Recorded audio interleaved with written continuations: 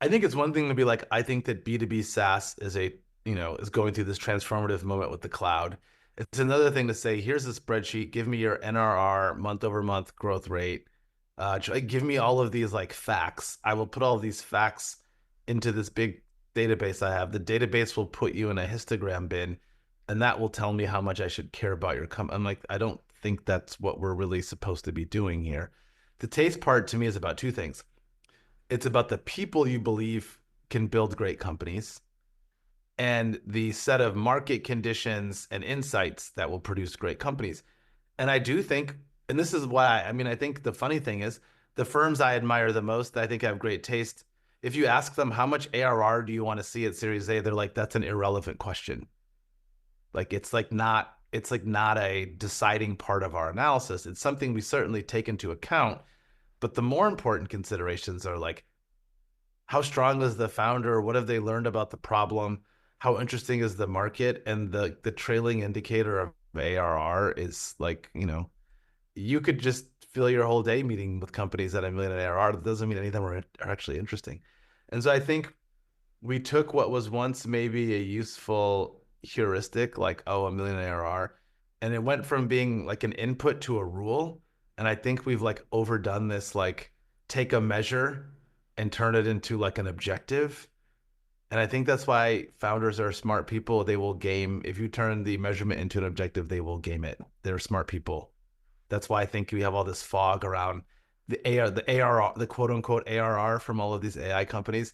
It's the natural conclusion of turning an objective in a measurement into an objective is people are like, well, how can I make my ARR look bigger? I can play legal games.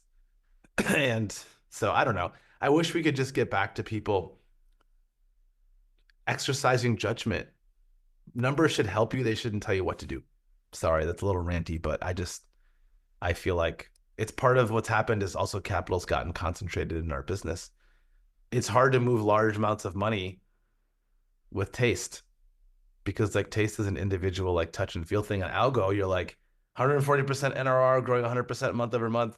They came from one of these 50 companies, just like give them the money. Mm. And I'm like, all right.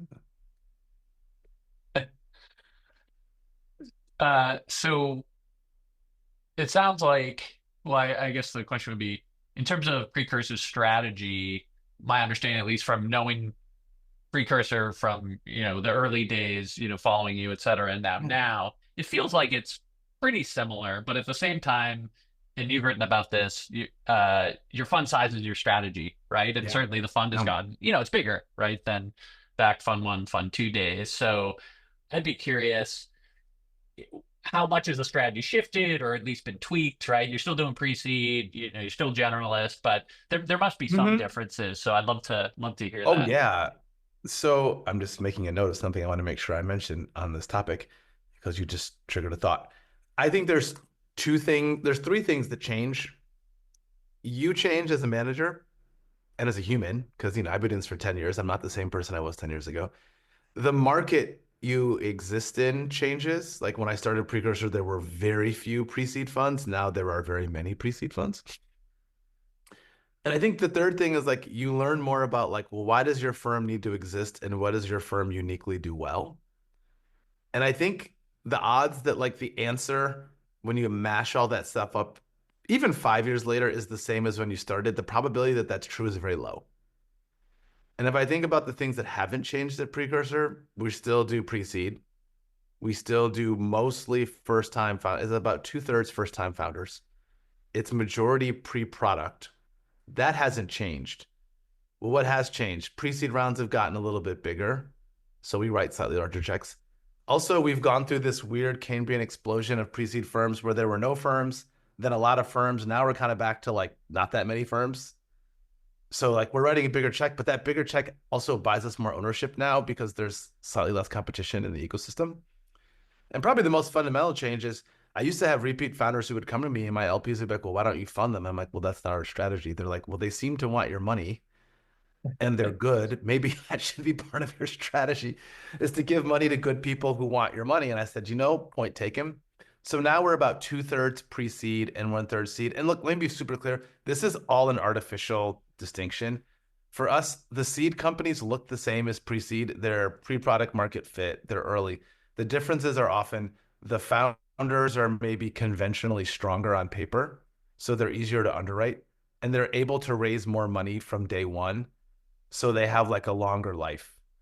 But like in terms of like where are the companies in their development, they're effectively in the same place. And I needed to hear that from one of my LPs. He's like, if you're in the 0 to 1 business, you should be finding the best people from 0 to 1. Like you shouldn't get so hung up on round size and label. You should. And I was like, you're right. So we have a slightly more expansive view. But I'd say probably the other big change is when I started the fund, it felt like seed funds and Series A funds were in the same general universe. Like seed funds were 50 to 150 million in size, and Series A funds were like kind of around a billion. I mean, multi-stage funds were kind of around a billion. Seed funds have gotten 50% bigger, and multi-stage funds have gotten like 10x bigger. And that's just created this divergence in the business between I think there's a multi-stage venture business and there's a small fund venture business. And I've told our team, I don't think our model is that elastic at Precursor. We've raised the biggest fund we've raised is 85. I know what we would do with a $100 million fund. It's not any different than what we do today. I know the little tweaks we would make at 125, and I don't think most of what we do would work if we raised more than 150 million bucks. So we won't do that. And we live in a world though where most LPs expect you to consistently increase your fund size over time as you're more successful. And uh, we don't have a plan to do that, which creates a whole different set of conversations with limited partners about the future, but that may or may not be interesting. So thinking about, you mentioned LPs, so kind of bringing them into the story here. So when you left soft tech to start Precursor, um, I mean, so you were going from one seed fund to create a new seed fund, basically. And I think a lot of EMs, emerging managers who we have here, are probably thinking about a similar journey in terms of getting Yeah. started, right? They're probably going to start with maybe it's a pre-seed fund, a seed fund, or some kind of hybrid. Based on you having just been to market, over the last year or so, probably raising the new fund, or maybe even shorter time. I know, pretty established, probably goes a lot faster, but what advice would you give to emerging managers who now are trying to, maybe spin up that 5, 10, $15 million pre-seed fund? They're talking to family offices. What are you think some important things that they need to realize going into that, and maybe important pieces of their story that they should share? This fund was very hard. It took us a long time to get it done. I'm glad we got it done. This was probably, I think, in almost all of our previous fundraisers. And again, this is just perception. It's hard for me to confirm this with LPs. I felt like the biggest challenge I had was internal. It was like, can I convince people that Precursor is an interesting place for them to park their money, that we will generate meaningful returns for them, and that this is a good investment? Their sort of interest in venture capital and the like illiquid, like these weren't things I felt like I had to battle. It was really like, do you like me and my fund and my team? This most recent fundraise, it felt like the external environment was at least as important as anything I had to say about our fund. And specifically, I met a bunch of LPs who said, we love venture. We have not gotten any distributions back in the last few years or meaningful distributions. And then, for those who don't know, there's a whole bunch of LPs whose venture programs are self-supporting. It's really the distributions from investments they made in funds in prior years. As those come back, that's a big chunk of what they use. Like us, they're recycling. It's a big chunk of what they use to fund the next set of commitments. And a lot of those LPs said, we just haven't gotten the money back. And maybe for 1 year, we can kind of borrow from the future and like continue to fund future commitments. But you get to 2, 3, 4 years of limited distributions. We just don't have capital that we can commit. And then they said, well, our public equity positions have gone down, which makes venture and privates relative to publics out of whack on our model. And that makes it hard. And one of my LPs said, hey, I really want to support you. venture was the lowest performing asset class in our book last year. And I'm not sure I can go to committee and ask them to give me more venture right now. I was like, I totally get it because you have a business to run too. You have a job. They hire you to do something. You want to keep your job. You want to get promoted. You want to like take clues from management. I get it. But this was like the first fundraise where I felt like the macro liquidity issues for LPs. There may be shifting tastes between early stage and multi-stage funds. So while all that was hard, the irony is because we got so much rejection, I had to look farther afield, Mm. not geographically. I just had to be more open-minded to like, we're not going to go back to the same core group of LPs and get this fund done. One of my friends shared this like meme post on LinkedIn that said, "You haven't met all the people who love you yet." And I like saw it on LinkedIn and I laughed because it was in the middle of our fundraise. And that was like the story of our fifth fund. We brought in a lot of new money. Mm. And a lot of the new money was people who we didn't know before. And like the double irony, John, is, and maybe some of the M's can relate to this. At some point, I call them forever decisions, even though they're not. Um, there's some LPs I pitched 5 times and they've told me no. I think that's kind of their decision on me and our model. Do I need to pitch them for our sixth fund? Probably not. And I didn't realize it at the time. We'd gotten really comfortable with sort of a core set of people who understood us and liked what we did. And it was very easy for me to just say, hey, look, there's 150 of these people. If we can get 30 of them to say yes, we're good. We don't have to look outside of this universe. And when that universe was less available, it really did force me to go. And I was like, wow, there are so many other people out here who have no opinion of my fund and are totally open to the idea. So the one piece of advice I always give people is like, if you're feeling nervous or you're feeling anxious, like just work on top of funnel.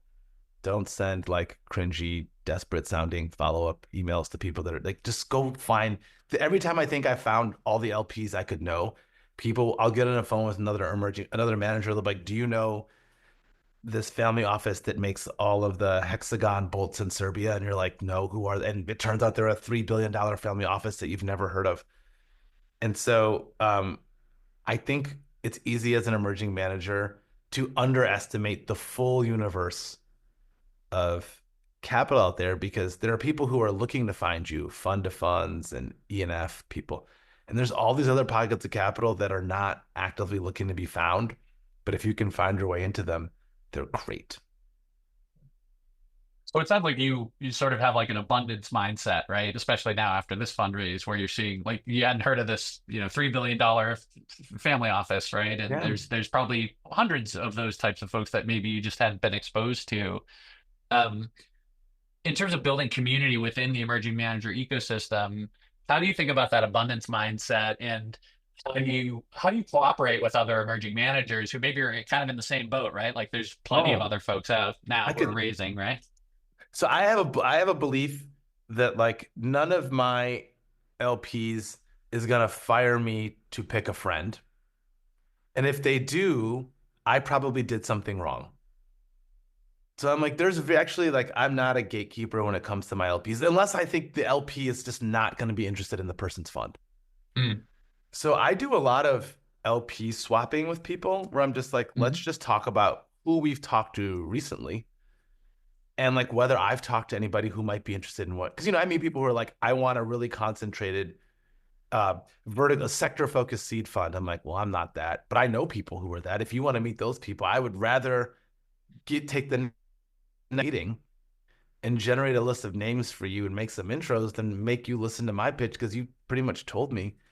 And I just talked to an LP yesterday that I met through someone where I'm a small LP in his fund. And he's like, hey, I met this family office. They really believe in bigger portfolio constructions. And they asked me who I knew. And I thought of you. And this is someone who I like allegedly mentor. Like I'm supposed to be giving them, like they're helping me out. And what I found is that like in my venture journey, I'm not so proud to think I can't learn something from everybody. Even a brand, it's funny. I'm on the investment committee from Screen Door.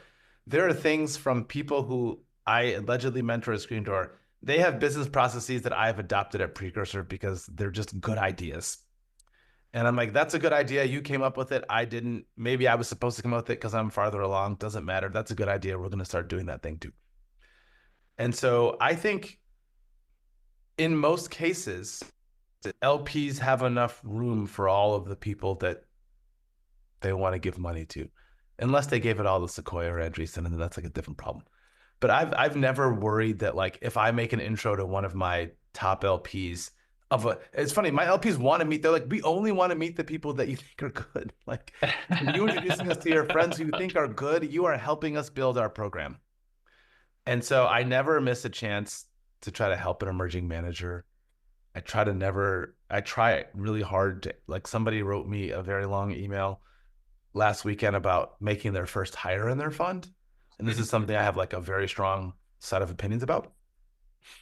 And I just like I think I scared them, John. I just called them out of the blue. I was like, I saw your email. I was going to write something down. I'm just going to like call you, no text, was very chaotic, like no warning, just.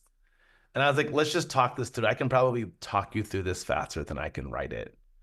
And she was like, gonna make a decision that next week. So I don't know. I think like I try to help emerging managers with the hope that whatever help I provide them encourages them to pay it forward once they get to fund two or fund three and have a little bit more breathing room and time.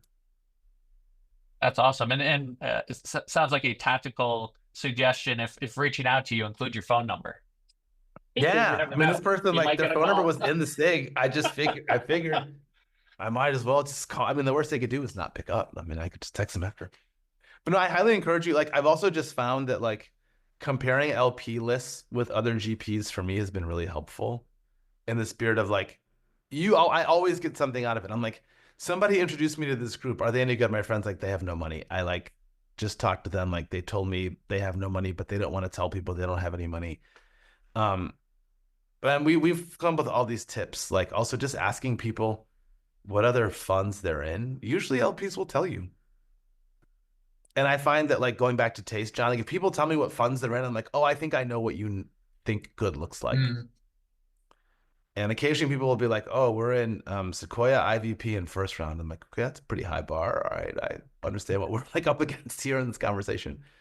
But yeah, I encourage emerging managers like there's more you can do for each other, and it's very rare that you will find yourself in a zero sum competition with another manager. It's very rare. I won't say never, but it's very rare. You brought up Screen Door, which Mm-hmm. is something that I think some folks are probably familiar with, but Mm-hmm. maybe others aren't. So could you just spend a minute maybe just talking about Screen Door, what it Absolutely. is, and in your role, because it definitely on the LP side of things, right? I think it's a really important piece of your background. Yeah. So this whole thing starts. So probably I think every firm ends up having like people that firm is particularly close to. And Precursor has historically always been very close to Homebrew. Satya and Hunter have been good friends of mine for a long time and were very helpful to me when I was first getting started. And we were talking one day and they're like, "Have you noticed that like all of us who are like quasi experienced GPs, you get to fund two or fund three, emerging managers will seek you out for advice, especially if you're like a reasonably open person." And I have written probably more LP checks than my family would like me to have written, but they're small. They're like 25 and 50K. Like I can't, I don't, I don't have the ability to move the needle for my friends financially yet, but I can like show support and be a small LP. And Hunter and Satya were like, all of us have the same problem. We can make a bunch of intros, we can give a bunch of advice, but candidly, what most of the people we're working with need is money. They mostly actually need money, and they need somebody who will do a significant chunk of their first fund to help get them in business. And that's sort of, and then, uh, Homebrew had some really awesome LP relationships with some big institutions. And those institutions also said, hey, we're interested in getting to know emerging managers. Couple of issues. A, it's super inefficient. B, our minimum check size is usually larger than their entire fund, and that feels uncomfortable. And the third one, which is more nuanced, was like we kind of only get to know these people in the pitch. If there was a way to get to know them over a longer period of time and observe them and get to know them, like that would be great. So the whole mission for Screen Door was like, well, can we be a 10%, like a 10% shareholder or LP contributor into somebody's first fund as part of their first close where our capital can really be catalytic. And we're like our and so what we did is we went to a bunch of like what I think are like the world's great endowments, foundations, family offices. And we raised money and they said, here's what we're going to do. We're going to empower a group of a dozen GPs to help us pick great emerging managers. There are great people that Screen Door says no to be clear. Like we don't have that much money. But it's been really neat because everyone who gets through the funnel gets a check that's usually somewhere between 5 and 20% of their fund. They get to be a part of the GP community. And I'm on the investment committee, which is funny to me to be on the other side of the table because the investment committee is me and Satya, two LPs, and then the full-time staff at Screen Door. And it's interesting to play the part of LP a couple of hours a month. And I will tell you this much. I think it's made me better at fundraising because I was like, wow, so many of these decks sound the same when you're on the receiving end of them. Like they really do.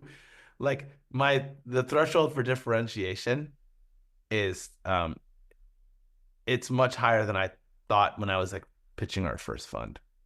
Any of this, I see a question in the chat. We've done funds in the high single digits and we've done all the way up to $200 million funds. We're not 10% of the $200 million funds, but we've done funds that large too.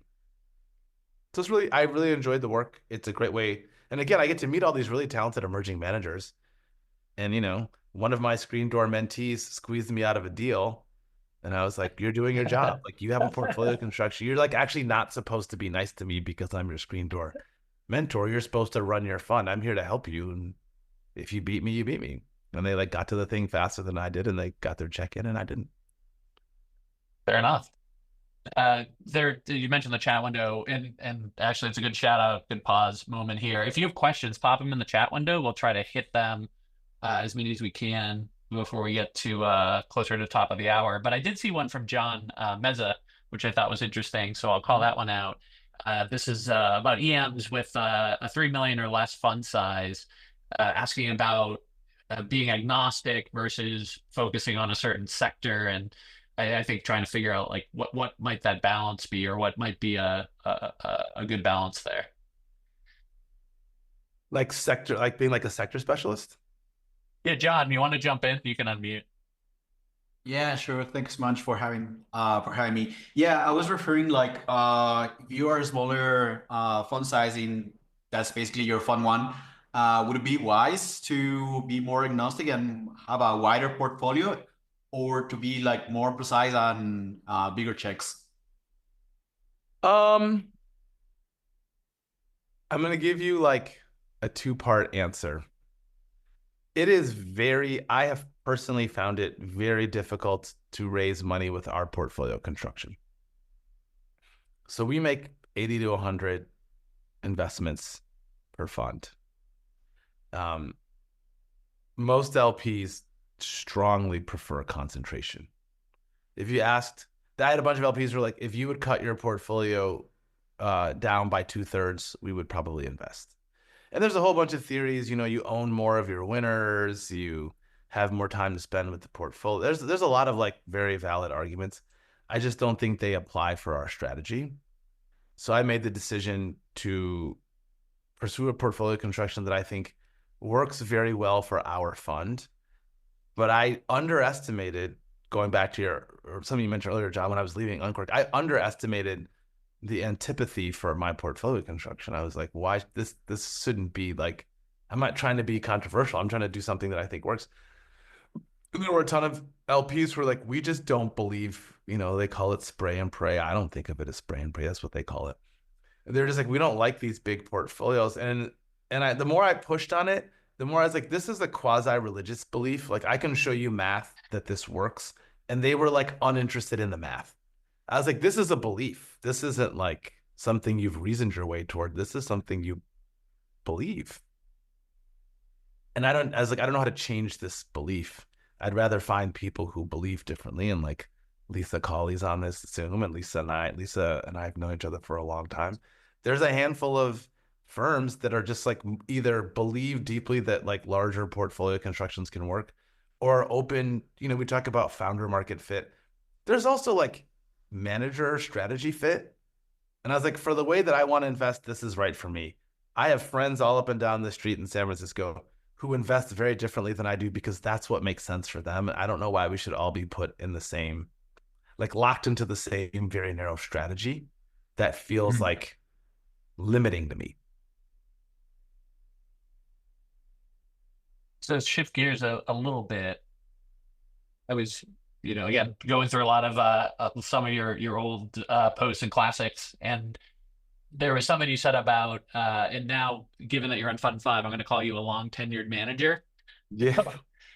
You mentioned there's a handful of things that long tenured managers may have thought would be important that they find out they don't matter, or smaller things that they didn't think mattered, but they actually mattered a lot.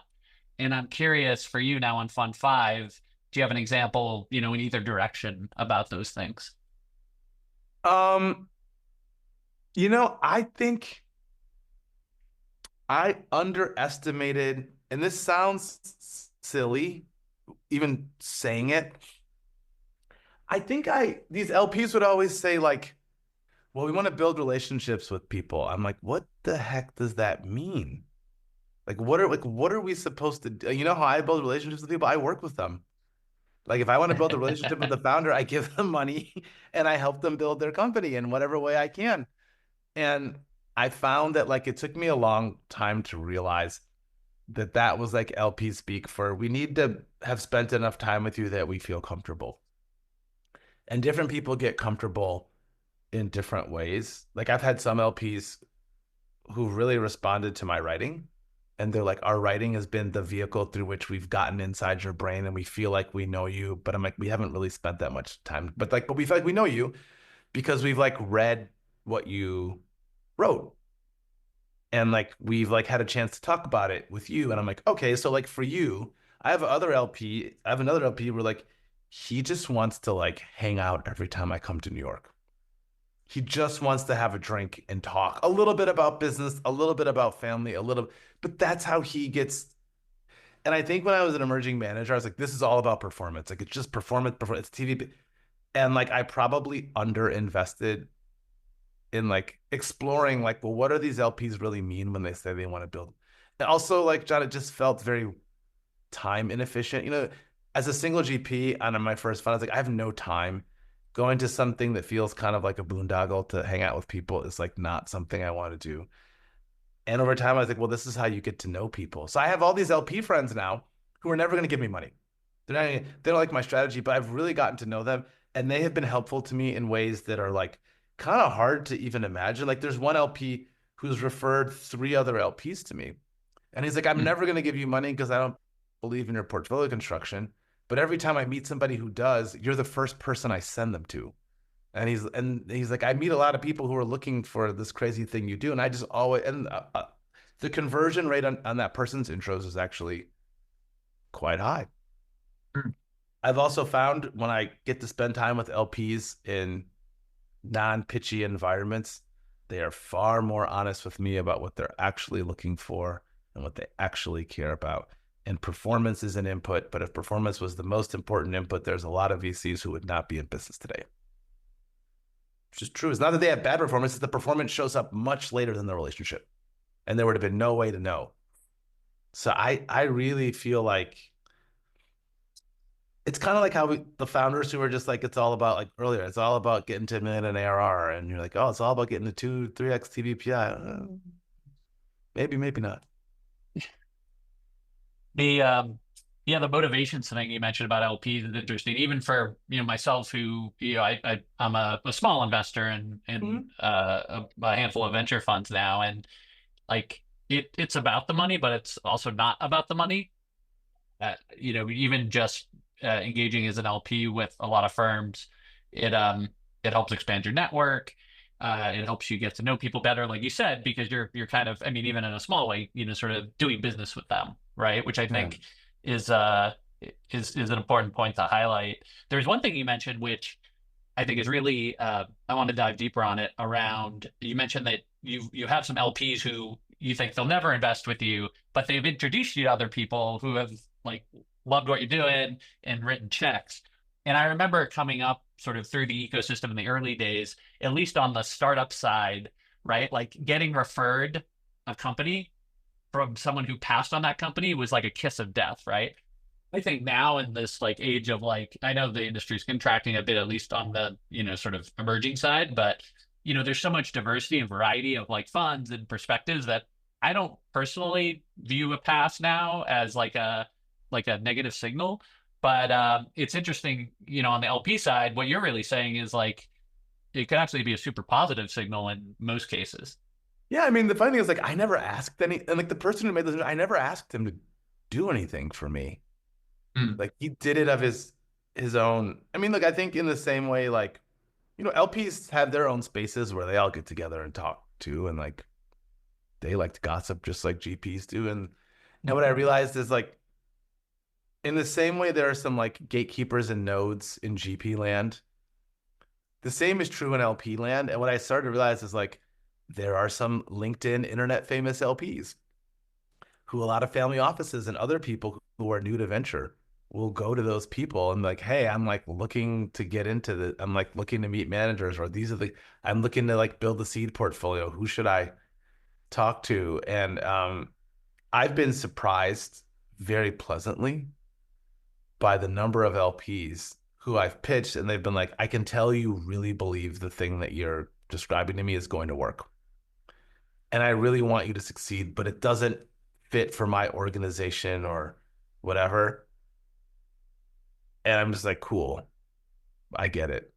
I've never asked them like, but I've had people who've been like, you did a good job presenting.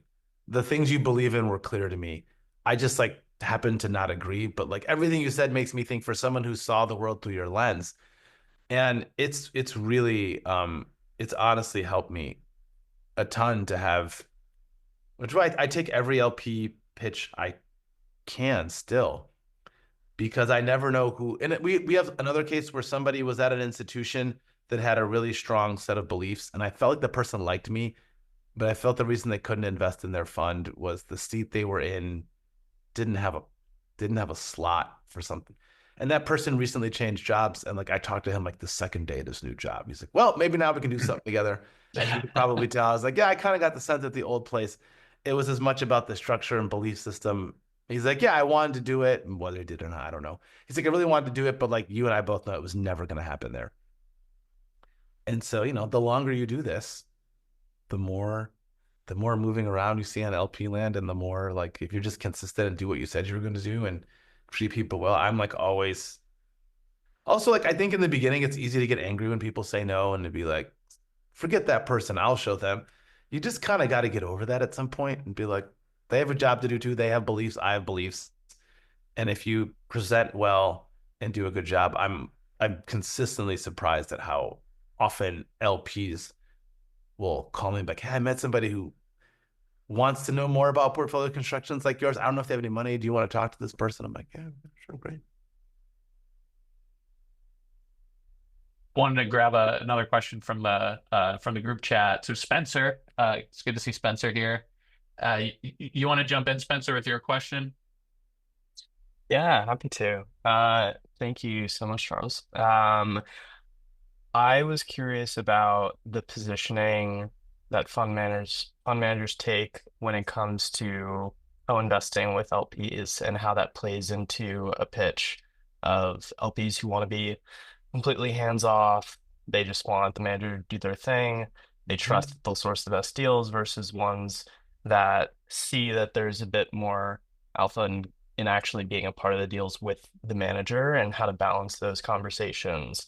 And then I guess a second part of that is like, how do you demonstrate value on top of, hey, I can pick the best startups, but outside of that, it's like getting into secondaries or getting into these other things and just demonstrating access. It's a really interesting question. I'm smiling because, Spencer, we had a bunch of LPs who really pushed for co-investment rights in their side letter. And we spent a lot of time talking about, well, how would I fairly apportion these co-investment rights such that everybody got their own? The people who spend all the time on that letter have never co-invested with me ever. I have another set of LPs, mostly family offices, who've been like, hey, we like co-investments. Like, we've done them before. We hope we can do them with you. And we hope you will share them with us. Like, we have the ability to move quickly. And I'm like, do you guys need this in a side letter? They're like, not really. Like, just bring us the good stuff that you're going to do and we'll take a look at it. Those people have done all the co-invest. And I think in some cases, I don't believe, and it's hard to answer this because only the LPs could tell you the weighting. So I can give you my perception. My perception is I don't have any LPs who invested in Precursor primarily for co-invest, except for other venture funds. Every fund, we've had another venture fund. And same thing, they've always been like, we want to see all of your deals. I'm like, no, you don't. You want to see like the 10% that I think are the best that fit your strategy. They're like, yeah, no, actually, that is what we want. And so like whenever we have another venture fund, I'm like, my job is to deliver them one Series A. If I can give them one Series A, I've probably done my job, especially given the amount of money that they put in our fund. It's probably a fair trade. So I think it's great to understand if your LPs are interested in co-invest. Then I'll always just ask them, like, tell me about a couple of the most recent co-invest that you've done. And if they're like, oh, we did Dropbox and Uber, I'm like, well, that was a long time ago. And the ones who have active programs can tell you about companies that are in market that they've looked at. And I don't know, I like my LPs who do co-invest because they'll call me about companies. And sometimes I'll call them. I'm like, how well is this company actually doing? Because like, I'm gonna invest in someone who says that like they're a competitor and I have no, and sometimes they're just like, yeah, I would like steer clear of that one. We saw like the numbers, or like we're big investors. I don't know. It makes for a richer relationship. That's for sure. That's interesting because I think it goes against a lot of the zeitgeist around LPs want co-invest, right? And kind of what you're saying is it's relationship driven, and the ones who bang the table hard during, negotiating their LP agreements, they actually haven't even leveraged it. So That's that's been my an interesting point. I recognize other people's mileage may vary, but that's been my experience, is that like the people who really know what they're doing, like they're good. I don't know. Fair enough. Fair enough. The wanted to kind of move forward. You're talking about the Ubers, the Dropboxes. Clearly, companies that have been exited for quite a while. So the secondaries market, has evolved and become maybe even more important. And especially with exits few and far between, at least in terms of the public markets. How has your secondaries strategy or thinking kind of changed now versus say, let's just go pre-ZERP because ZERP was just kind of crazy? Oh yeah. That's a good mile. I think that's a good mile. I think ZERP is a good like marking point, milestone. When I've been a venture capitalist off and on for 25 years at this point. For most of my career, venture was like a long only buy and hold business. You couldn't sell, even if you could, it was just considered poor form to sell early. Maybe GFC, as we got closer to global financial crisis, there was little, I think about Living Social, Groupon, like there was like some stories of people who got out of some of those. But it was kind of like the expectation from founders. But also though, John, the expectation was that the founders weren't going to do big secondaries either. That we're all in this together until we cross the finish line at IPO or big M&A. And I just don't believe any of that is true anymore. And I think it's sort of like, it took me a while to like really understand how profoundly things have changed. I think part of it is IPOs don't happen nearly as often as they used to. We could debate the reasons why. I'm not a public markets expert, so I don't know whether it's you need to be 250 to 500 million in ARR or not enough cover. Whatever the reason, they're not happening, and like I'm not smart enough to tell you exactly why. Whether it's antitrust or high prices or both, or like a lack of interest, we're not seeing that much. Putting aside Google Wiz and movers, we're not just seeing that much big M&A. And so the question's like, if I think historically M&A has been 80% of venture returns and IPOs are like 20, whatever. The two main spigots are off. And I don't know if any of you have talked to LPs lately, like their favorite three letters are DPI. And so like where's the money back from LPs going to come from? If you can't take companies public, or in some cases if they don't want to go public, even if you'd like them to be public, and there's no robust M&A, the only way to get liquidity for LPs is you have to sell some of your private holdings to somebody else. And we've been doing more of that lately. And my takeaway is we should have always been doing more of it than we have been, but I don't want to overdo it. Because my fear is, I talked to one of my LPs, he goes, we've noticed that in a couple of cases, we've had funds that got us our money back fairly quickly. They got to 1x. And those funds were never our best performers. I was looking at me, he's like, you know what? He's like, in some cases, they were lucky and their hot companies sold early. And he goes, and in some cases, we think they just sold too much of the good ones too soon. And when the dust settled, they would have been better off holding a bit more. And I think the challenge is like, how do you know in the moment? So we're trying to strike this balance where we sell enough of good companies at kind of series B and C to deliver some early, and just to make it really concrete, given the way our model works, by the time a company gets to series B, we've probably been in it for 5 or 6 years. Minimum, maybe even like 7. Taking some money off the table and sending it back to our LPs, I think, is a prudent, wise, responsible decision, whatever adjective you like. Selling the whole thing, probably not a great idea unless you just think the price is completely disconnected from reality. And we've also found a lot of the founders are selling in the B2. Maybe more, maybe in amounts that might cause me to question their long-term interest and commitment to I don't know. If I were a founder and I sold $20 million of stock in the secondary, I might be slightly less interested in the eventual outcome of the company. Not uninterested, just maybe less interested than I was before I had $20 million. So you have a rule of thumb on how much you sell? I think it was 20%. Fred Wilson. Okay, yeah. It's interesting that you kind of came right in and you had that number, because I was like, I wonder if it's going to be variable based on the case, but you're 20%. It came from Rebecca, actually. Rebecca was like a big influence, Caden. At Union Square. Yeah, I went and talked to her 2 summers ago about how they think about secondary selling, and it really opened my eyes. And a few other people have, like, to your point, though, you have to have a starting point. So we start with 20%, and depending on circumstances, we will sell more. In certain circumstances, we will sell less. But I found that if you're just like, our default position is we're going to sell 20%, to move off of this position, we have to there has to be information that causes us to move in one direction or the other.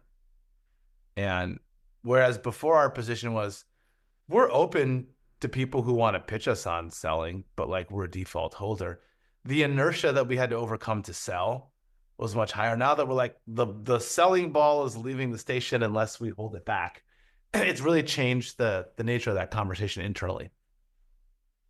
And do you leverage, I'm sure there's a lot of relationships involved in those secondary discussions, but there's a ton of secondary, platforms out there now. Yeah. How do you think about that as an investor? Do you want to work with sort of one-to-one with another human, or platform with human, or how do you think about that whole mix? Because there's a lot of players now. I mean, it's a very nuanced question, and it's a good one. We are candidly figuring this out. So what I told our LPs is, we're going to start with the easiest, least controversial, safest thing, which in my mind is, if a Series B is happening and the Series B lead wants to buy shares from us, that's about as easy as it gets, because the buyer's already been blessed by the CEO. And usually there's a facility in place. It's the easiest thing for us to do. So we're going to start with that. And to date, I've been unwilling to do anything that doesn't fit that mold. We've had people who've come to us and been like, hey, we want to buy some shares. I'm like, how does the CEO feel about it? Well, we attempted to make an offer to the company on a secondary, and we were rebuffed. I'm like, oh, so the CEO is not going to be thrilled. if I entertain this conversation with you, I'd just prefer not to entertain it. Got it. So keep it simple, leverage the existing financing that's in place, and sounds like you, but as with most things, it seems you're open-minded. In the future, maybe things will change, but that's how it is for now. Yep. And also like the So, urgency has it. I mean, one thing I will also say, hold on one second. I just have to tell somebody something. We talk about this DPI thing like LPs are a monolith. They're not. I have some LPs who are like, I don't want you to sell anything. I want you to hold all of this.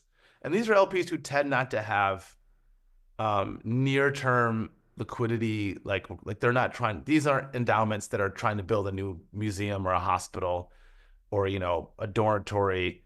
They're not fun to find. Like these are people who are just like, we have a very long time horizon. We'd rather you maximize our returns. We have other LPs who are like, if you could sell everything at a 20% discount and give me all of my money, I would be thrilled, because they are feeling like acute pain. And the truth is, right now, the scale is tipped very heavily towards DPI. We don't have to go back more than 4 years to when the scale was tipped heavily towards TVPI in 2020. And I'm like, in a 10-year fund life, it would be naive to think that like the balance where the pendulum sits in this moment is the forever state. And I'm going to get judged over what we do in probably a 15-year window. And so my job is at the end of that 15-year window to feel like we made good decisions, which means probably selling a little bit more than I'd like to when I don't feel like selling, and maybe holding back a little bit when the pressure to sell feels very acute. But like my LPs are going to judge me at the end. They judge me every day, but they're really going to judge me when the fund's fully realized and say like, do we think you made good decisions? definitely a long and even longer now time horizon for sure. So we're almost at the top of the hour, so I wanted to ask you one more question, which is there's probably several questions you wish that maybe I should have asked you, given we have this audience of emerging managers. They're looking to really kind of sponge up like a lot of the insights of you going through 5 different venture funds, right? Is there anything that I didn't ask you, or anything that you think is really important for emerging managers to take away from this conversation? The one thing I will say is the nature of the job really does change over time. So when I started Precursor, I was a single GP, but also a single employee fund. We didn't have any people. I also didn't have a legacy portfolio to support. So I had a lot of time to invest, notionally a lot of time to manage if I wanted to spend time on management, but I didn't have anybody to manage.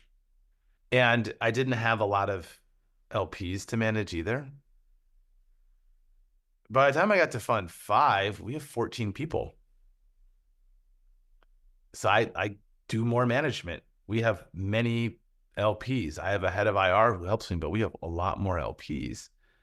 And I made a decision a while ago that I didn't want to become someone who manages a firm but doesn't invest. I was like, I don't want to become one of those. And I have friends who've made different decisions. They've decided, hey, I'm going to become effectively the CEO of my venture firm because that's the path to scaling it. And that's what I want to do.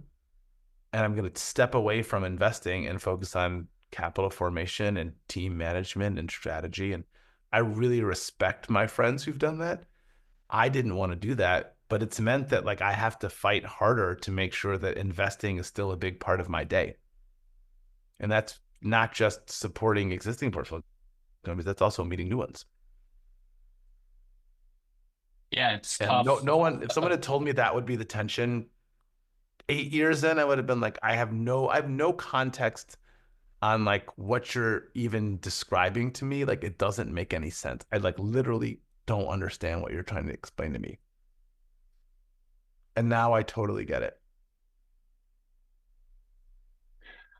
Well, I think it's hard for anyone in any career to kind of keep making that time as they get more successful for the thing that made them successful, and also that they really love, which clearly for you is the investing piece. So separately, I'll probably ask you for some just general life tips around that because it's something Yeah. I always struggle with. But thank you so much, Charles. This has been fantastic. I know everyone is always super happy to hear from you, and they've read a lot of your writing, and it's just been great because, like I said before we start chatting, I followed your work for a long time, and so it's great to finally connect and be able to have this conversation with you. Well, it's an honor. Thank you for including me. I really appreciate it. Thanks, Charles, and thanks everyone for joining. We'll see you on the next Emerging Manager See Spotlight. you later. Bye.